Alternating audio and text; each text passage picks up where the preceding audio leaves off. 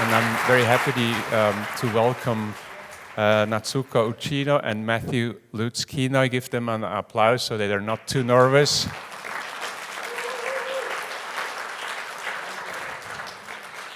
Matthew Lutz-Kinoy is an old friend. We met maybe 10, 15 years ago, and actually he was in the very first show that I organized at Kunsthalle Zurich. He was part of a theater called Theater der Überforderung.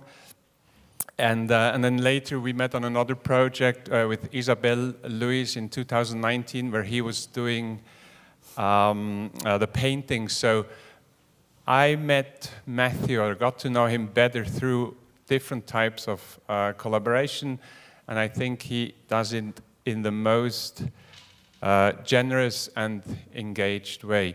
Natsuko, Uchino, we only met yesterday evening. We met once via Zoom, but that's always underwhelming. So we met yesterday, and I would like to start with the first question to you, and also just saying we have a little exhibition here, and you will see shortly why. And we also have 423 slides. 423 slides in the back about their project. So maybe can you tell us why you're interested in ceramics and what it does to you, or where you see the potential of ceramics? Because looking at your work, I could see all sorts of directions it takes. So maybe you could shortly introduce your practice. Well, I started ceramics after going to art school with Matthew, actually, but we didn't really have the opportunity to study or to make ceramics within the art school. And after that, I worked on a farm with Peter Naden and Anne Kennedy. They are a painter and photography agency, and they had a farm in the Catskills, and I worked with them, and we started making ceramics for the produce that we were growing. So it's a practice that has always been related to landscape and to serving food. And from there, it grew on to sort of different interests about countrysides, about conviviality, about land use, and so on. And so what I could gather from the images and talking to you is, ceramics, there is a very long history, and it's art, but it's also practical. Ceramics, you touch them, you use them, so maybe you can a little bit develop what was a project where all these things came together. Yeah, it's the touch element, the haptic sense is very present in ceramics, both in the making and in the passing around and in using them. And actually in Japanese aesthetics, they really value the patina of touch. And in fact, I think that was part of our ambition with touring Keramikos at the very beginning, was the idea of the social patina, that the works circulate and are used before they are then put into collections. Matthew, maybe you can say something. You were talking about cross-cultural collaboration. What did it mean to work with Natsuko? Maybe you can tell us some moments that are successful, some moments that were a failure, who knows? Or maybe you run into conflicts, but maybe before we go there, what is your interest in ceramics? Well, maybe I should just quickly explain a little bit of our collaboration, because I don't think it's totally clear. Yeah. So once Natsuko had learned how to make all these ceramics on the farm and was selling head cheese inside of her pots that she was making, or honey at the farmer's market, she wanted to share this experience with me. I had access to, at the time, to a large studio at the Rijksacademy in Amsterdam, where I was, and she came and she said, "Well, you have this huge studio, and it's empty, no one's using it, let's do something." And so actually, besides when we were students together, when of course we did some little fun projects and classwork things, she came and we spent a few weeks together creating a kind of pile of massive amount of ceramics, where each kind of piece was her also imparting some her knowledge on what she was learning in ceramics to me. I was approaching ceramics because at the time I was working in a lot of performance. That's how we know each other. And it wasn't my idea. People were telling me, you should really do ceramics because you're interested in so much of this activity with body, with dance, with movement. And, there's a thing people say about clay is that, the clay has a memory, it's a thing really that does. people always say. It's potters say that, everyone says that. It really technically does, depending on how you shape it, and then you turn it around, then you put it in the kiln, it will go back to that memory shape. Exactly. No matter how much you're also wedging it and remixing and putting it in, it always retains evidence of its experience. So because I was really invested in performance and live works, it was a kind of logical direction because of my interest in video documentation, in photography of performances. Also, And there are tools, accessories, tools, and functional objects. And our project started, I think, around the time when, I'm from New York, and around the time when MoMA started, representing performance pieces and was kind of establishing a more expanded performance documentation and performance department. And this was really interesting to me, this idea of representing works of a kind of performance with patina, but also the question of what documentation is in terms of performance and how to communicate that with an audience. So the ceramic became a tool for imparting this kind of touch and this kind of movement to an audience. And maintain this imprint over time and being able to pass it on. And so in terms of sculpture, it actually has, of course, we work with the traditions of functional decorative arts, but it also has to do with the body and with even Franz West or something, and sculptures that have to do with your body. So, talking about ceramics, maybe it would be nice, we'll always talk about general things, but it would be nice you could explain a few things about, before I give them around, about the objects. What is special about behind these objects? And then I would pass them to the people, because to the audience, I think it's important to get in touch with ceramics, because that's very much your project as well. So, okay, let's go. You're the specialists. Yeah, well, so... let's go chronologically. Yeah, we can go chronologically, because actually this project that you see, the sort of chronology in the back of the production series, the opportunity to go and make ceramics in a specific place, it's always for us search in history and in techniques. And because the clay from a certain place, the firing techniques and the vernacular traditions are embedded in the form. And so we'll start with this one. Yeah, so this one, you can school. see here on the back, I'm going to pass it around to you. It says 2012, that's when it was produced. It's actually the second production. We don't have any of the first production because we did a craft table with it, and it was a big hit, sold out. Sold out. This one 10 minutes. Is made on a kind of press mold. What is that called, the stamp mold that you press with the turning thing? It has a funny name. Calibreuse in French. So it's made on a calibreuse, and this one, it's turning, and you press a form into it, and it spins it.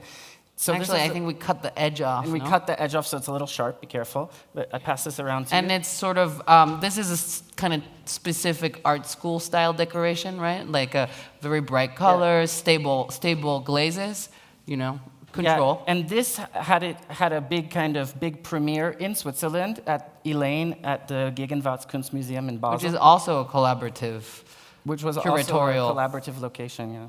Group. This is actually not part of Keramikos, but it's such high quality ceramics that we thought it would be good to present it. So it's wood fired in Brazil, but it's a sort of Japanese technique that was developed throughout the world. And this is when Matthew worked with. I worked with an artist named Silmara Watari, who was trained in Mashiko in Japan, and then moved her family to Brazil and made a Japanese-style ceramic studio with a kiln called an anagama kiln, which is a wood fire kiln that goes kind of half in ground, half out of ground. and you fire from one end of the oven. So when you fire from the end of the oven, the flames are going all the way through the kiln. It's really dramatic. Actually, it's kind of like it has a kind of physical form because there's like a top and a bottom. And it's almost like a kind of body inside of there filled with organs of ceramics.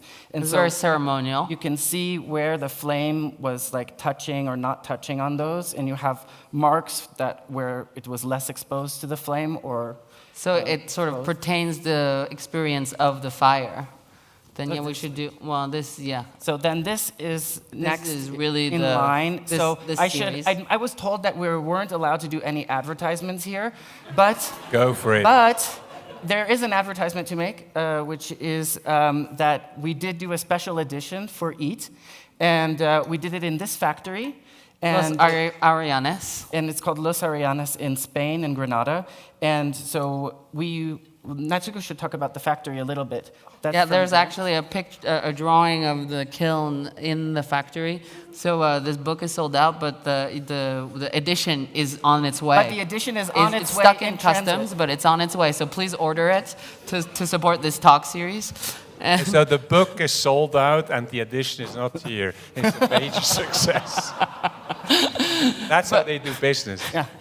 Los Arianes is a fantastic factory in Granada, in Andalusia, and it's a family-run place. And we've had the opportunity to work there a few times now. I think the first time they saw us arrive, I think they thought we would just kind of give them a design for them to reproduce. And, with my scrappy Spanish, we tried to explain that we wanted to sort of make the plates also. And so, they set up a little place for us in the factory. Maybe you will see it a little bit later. And, they continue this tradition of motifs that was developed in Andalusia that is sort of a synthesis of the Mediterranean trade. It kind of ends in the Iberic area, I guess. And it's both from, the Middle East, from Northern Africa, Southern Europe, and that combination of motifs is something that we went to look for, and that you also sort of discovered through when you went on your honeymoon. Well, in where was that? In the interesting thing about that project was that when we got to Spain and we started to investigate the motifs that were present in the ceramics we were finding in museums or books about Hispano-Moresque pottery, I was curious about some specific floral motifs and was trying to find kind of origin stories of these motifs. And things were coming up, in Chinese pottery, in Iran. And then we started to realize that there is a traveling motif going from place to place that had its narratives inside of histories of trade, inside histories of natural resources, which was also a lot of Natsuko's interest, like who has cobalt? Yeah, who has cobalt, or who has access to lusterware, those plates when they look like gold, and they're shiny. Well, because these techniques sometimes they're secret, but then then some war happens, and then they are able to take the potters and discover that technique. And so what we've started inside of our collaboration, what we started to find was that this was the kind of sort of an essence of our interest, was to find these historical moments inside of ceramic where the motif and the style is merging. And perhaps ceramics as a vessel has always been a vehicle of these exchanges. And in fact, in trading, they were the first packaging, and so it travels. All right. Back to my question. Do you ever get in conflict with each other? Is it a smooth collaboration? Because we're talking about hope too a little bit, but then... It's interesting that you want to focus on that. Sorry? It's interesting that you want to focus on that, on the tension. But Matthew and I have been friends since we went to college together. We met really at the very beginning of school. We were in the first freshman class together. So it's a 20-year long story. What do you think, Matthew? I mean, I mean, I was really trying hard to think, like, what can I tell you about, like, when we've had problems? But we're like an old married couple, so it's really like, what can I say, She's perfect. So this plate is from our last production in London, which was the 4th Keramikos edition. Which came out really well. And actually, because it's always lucky, No, I mean, it's not like a thing. It's ceramics.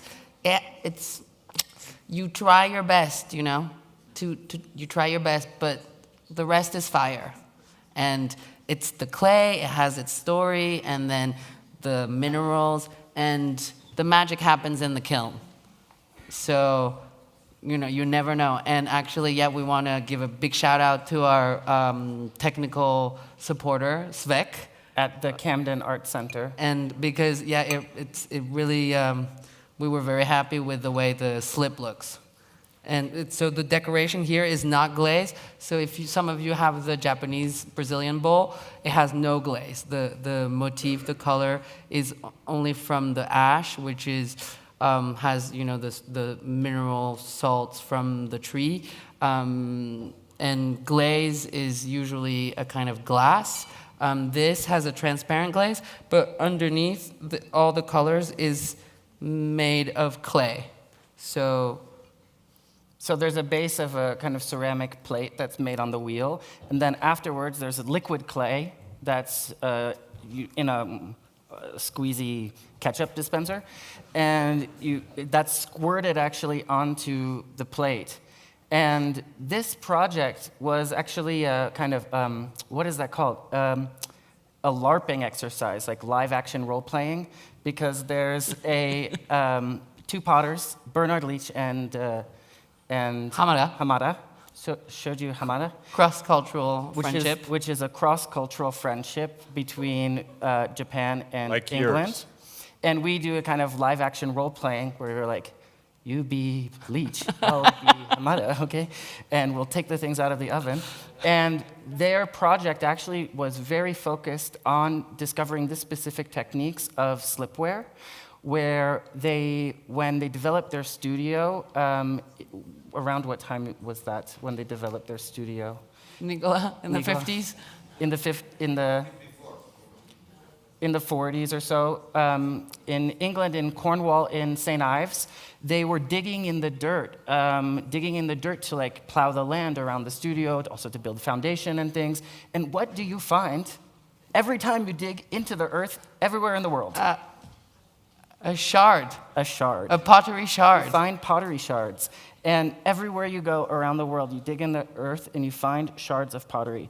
And they had found little shards of pottery that had motifs of slipware on them, because it's a very British tradition that then they brought to Japan. And they developed techniques to rediscover those old styles of slipware motif.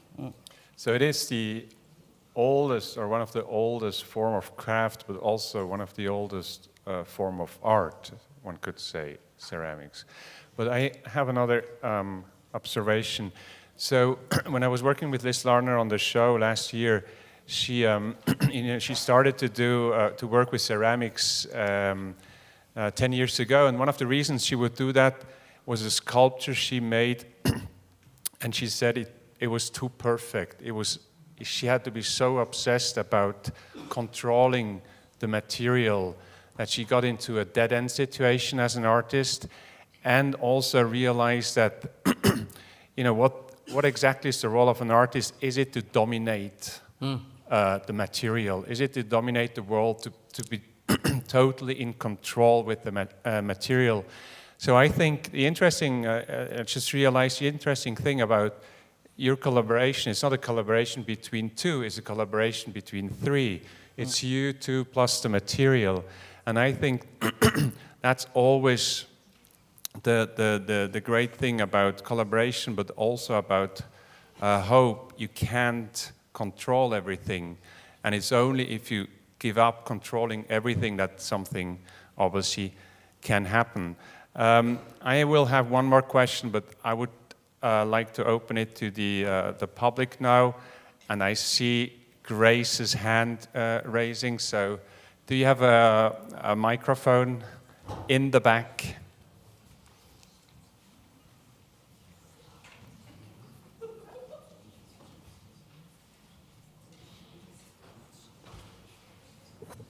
First of all, thank you very much. So I was in Granada in that porcelain factory, and I was in Cordoba, that region. I went to a restaurant which produced porcelain.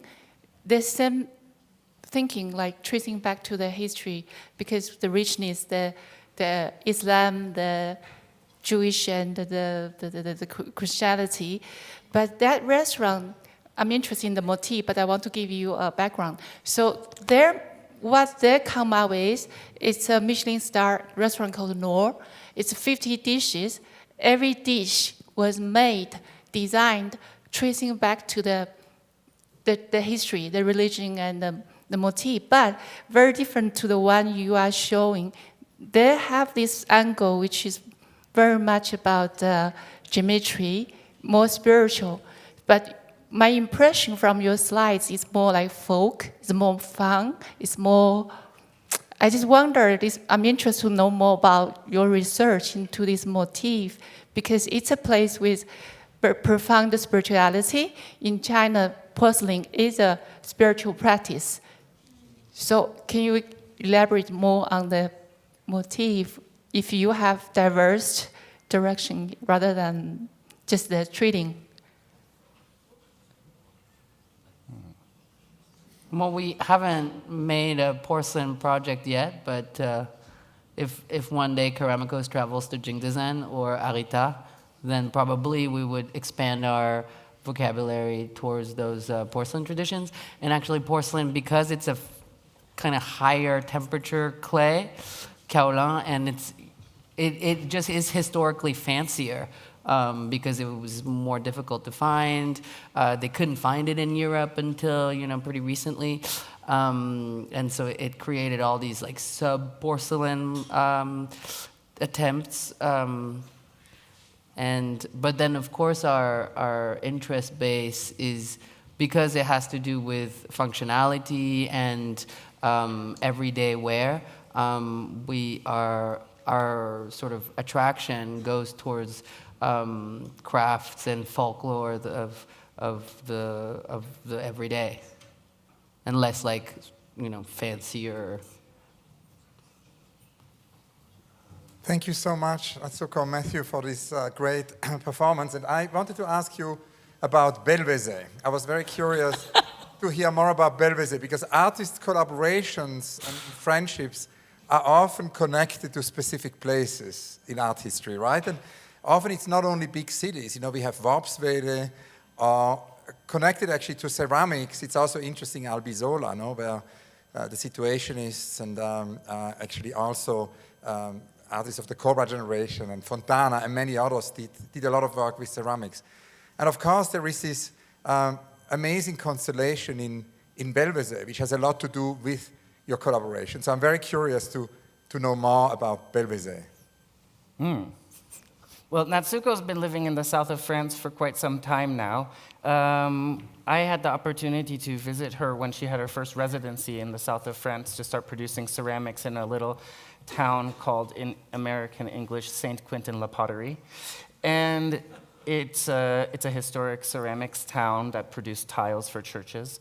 And they gave us gave Natsuko the community center ceramic studio full of children's ceramics to produce pottery in, where I came and squatted for a while to produce with her. And that, well, if I can speak for her, became like a big journey inside her story in the south of France and the pottery of that region. Me, I'm a little bit more dilettante, but And it's also the lifestyle, maybe the quality of life that we were able to sort of establish there. yeah, Natsuko, because of her background also in ecology and art, you know, I'm a little bit of a follower, and I followed her to a very clean, very pristine area in that neighborhood that was surrounded by, natural farming and organic farming. We just found out last year that the last person using pesticides went organic. And so the area is very clean, and which gives a good starting point for us starting a story in that village, because it provides like a good foundation for a strong future and a strong body, and for good food on our ceramic plates. I'm developing a painting studio there, and Natsuko, because she's working mostly in sculpture, is developing the ceramic studio on a property next to a stream. Could you say, and then we close, could you say something about your last project with artificial intelligence? Right, you're working... Yes. Yes. So, you know how people say artificial intelligence is the end of a lot of things, but you actually found a way to use it for your purpose. So maybe you could just explain what is the project? So, you know, well, probably you guys saw some like exhibitions those last few months. And, well, I heard that there was this program called DALL-E, and then I thought, gosh, I don't want to be the last person in the world to like make an art show this year without using DALL-E. That's going to be really sad. So I thought, like, you guys have really got to figure out how to do something with this. But actually, so then I thought, what if, you know, we could make some ceramic plates on DALL-E? And actually, at the very end of the slideshow, will get there. There's some pictures that I included with those plates, and I started to think of what type of plates could be on this. I was actually typing in the descriptions from our book that we used to describe our plates in our book, and asking the AI program to produce plates that would, through those descriptions. And You mean motifs? yeah, Yeah, because if our plates are sort of historic hybrids, then the AI is just the natural next step in, you know, as like research as much as production. So that's also maybe what's interesting with the boundary with production, you know, and authorship, that people really focus on a lot. I guess, yeah, you didn't ask us that question, but a lot of people, they're like, who made this plate and who made this plate? And, you know, our whole thing is about sharing the production phase and the authorship to share it for a larger community. And so in many ways, the AI is a kind of logical fourth player in the game. Exactly, I was going to say now you're four. It's you two, the material and artificial intelligence. We'll give them all a great applause. And thank you very much. Thank you, Danielle. Next. More slideshow is 28 minutes, so. oh yeah, here are the AI plates. That's it, that's the AI. That's the AI, the fourth player. And I didn't get to tell the last story. Can I tell one last story? 1 minute. Okay, 1 minute. So the reason why there were those toasts there was because when we were researching our production in London Of the slipware with that I was all holding. of the things on top, there was a story that was published. I found this story actually on a Stamp. commemorative stamp, like a commemorative postage stamp from London, and it told this story that when Bernard Leach and Hamada were making ceramics together, they were having their breakfast toast, and they had a piece of toast, and they had like a black currant jam on it, and then With they were cream. like, putting clotted cream on top of the toast, and they were like, that looks like our ceramics. And because you can mix the two colors, and And that's how the motif is made. And those were the That's the toast, toast story. toast story in the pictures. So thank you very much. Thank you.